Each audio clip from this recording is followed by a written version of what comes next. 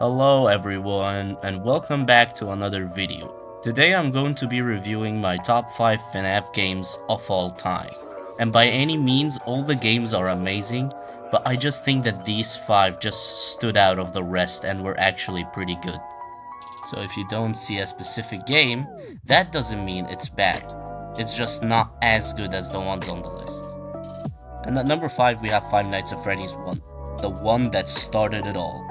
Well, usually I would put Five Nights at Freddy's 1 in like 1 or 2 because of originality, because it's the one that started it all. And when you play the game, you just feel nostalgic because the game is the very first Five Nights at Freddy's game. But I feel that there are some stuff that were just missing in Five Nights at Freddy's 1 that the other games have covered up and covered it pretty well. Five Nights at Freddy's 1 have a lot of pretty good moments, like when the phone guy talks about the bite of 87, where we actually get some lore from the very first game, or from the Easter eggs about Golden Freddy appearing in the poster and then appearing in the office. Definitely one of my favorite things in FNAF 1. And of course, the character designs were actually a little bit realistic. Although the game isn't that high quality, it was pretty good at the time it was made. And one more thing that I like about this game is Freddy has his own mechanic where you have to look at him through the camera, or if he's close enough, you just have to close the door, making the game slightly harder. But if you just try and keep practicing, you'll be able to master the game and you'll be able to finish it easily.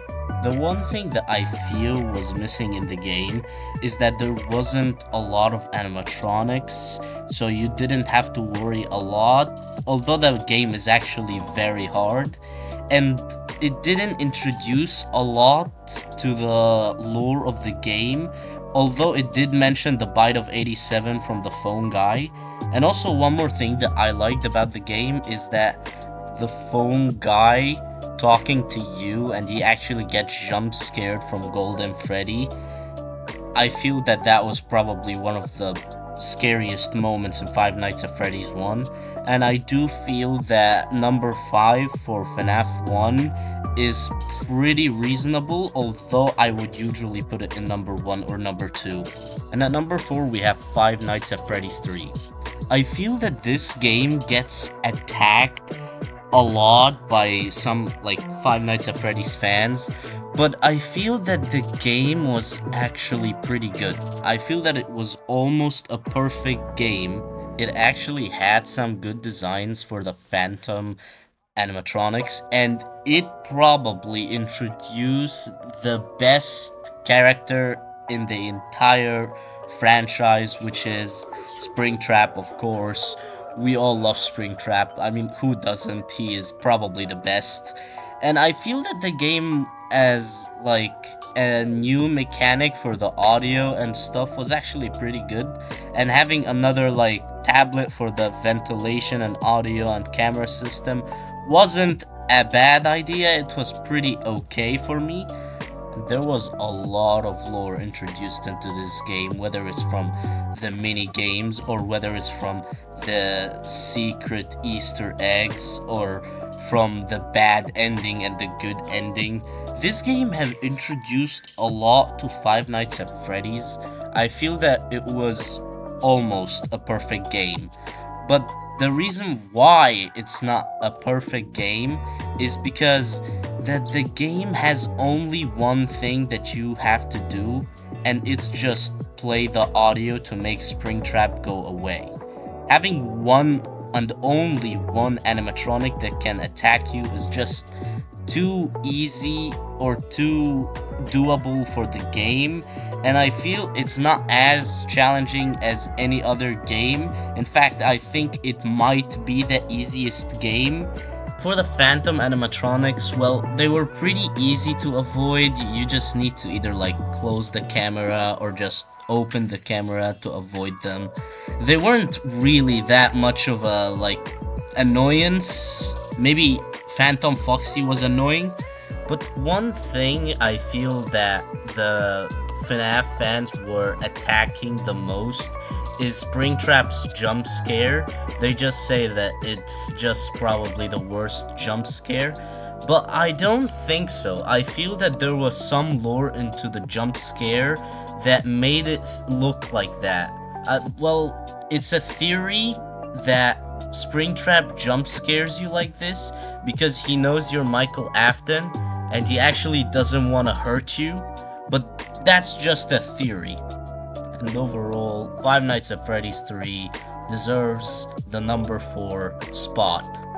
And at number 3, we have Five Nights at Freddy's Sister Location. Sister Location is probably the most unique Five Nights at Freddy's game because it introduces a lot of new mechanic and such a new concept of the fact that you have to team up with an animatronic that's trying to help you, which I feel is such like a good mechanic. I kind of like it, and going out of surviving nights and just closing doors or just wearing masks or playing audios, there's a lot of genuinely new concepts that I feel I enjoy about Sister Location.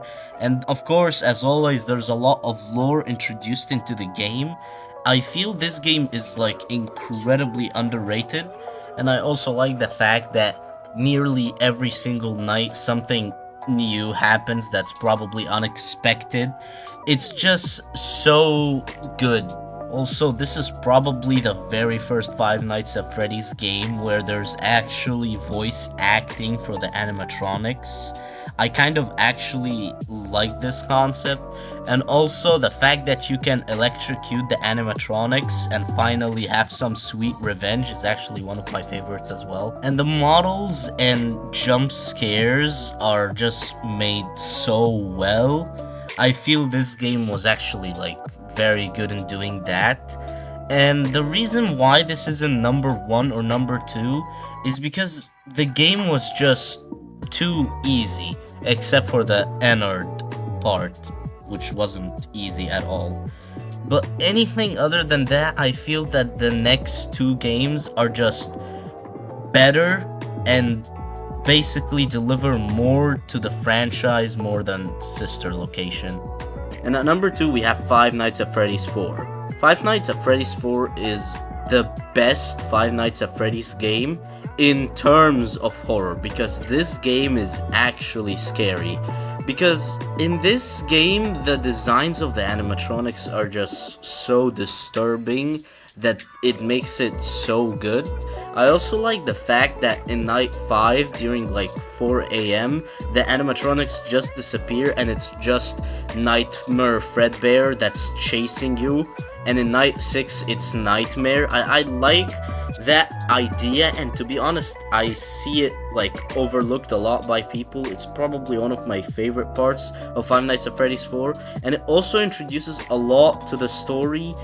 There was so many mini games, and probably it had one of the most disturbing mini games ever, where the crying child loses his life in Fredbear's mouth. And while usually in the other games you need to be quick in your actions, in Five Nights at Freddy's 4 that's not a must in it, because you need to actually use your ears and take your time hearing the animatronics in order to actually survive. And this game is actually, for me at least, it's pretty hard for me. For some reason I can like barely survive night 3, probably because I'm pretty like quick person. I just want to finish everything quick, so I just get jump scared and die. But to be honest, I feel that Five Nights at Freddy's 4 was probably one of the best Five Nights at Freddy's game we've ever gotten, and like it was genuinely scary. Probably the fun with plush trap part was actually an okay concept. You just get 2 free hours, but if you die, well, you'll lose them, which is pretty sad. I kind of like this game. I also love the Halloween mode, where they added Nightmarion, which is probably my favorite character in all of Five Nights at Freddy's. And overall, the game was actually pretty good. I've had fun in this game. Such a good game. It deserves the number 2 spot. And you probably know by now what game is number one by the process of elimination. The number one game is Five Nights at Freddy's 2. This is the best Five Nights at Freddy's game. I feel this game delivered everything, whether it's from creepy animatronic designs, from the withered animatronics, or a lot of lore about the puppet and how everything is going, or from how scary the phone guy calls are. This game is just perfect in everything. This is also my favorite game and will be my favorite game of all time. I feel that Five Nights at Freddy's 2 was just a masterpiece made by Scott Cawthon. This is the best Five Nights at Freddy's game in my opinion. I love the withered animatronics so much. Their designs were just so fitting. I feel without the withereds, this game wouldn't have been at this spot. And also the withered golden Freddy is so good, and I love the fact that they actually added withered golden Freddy.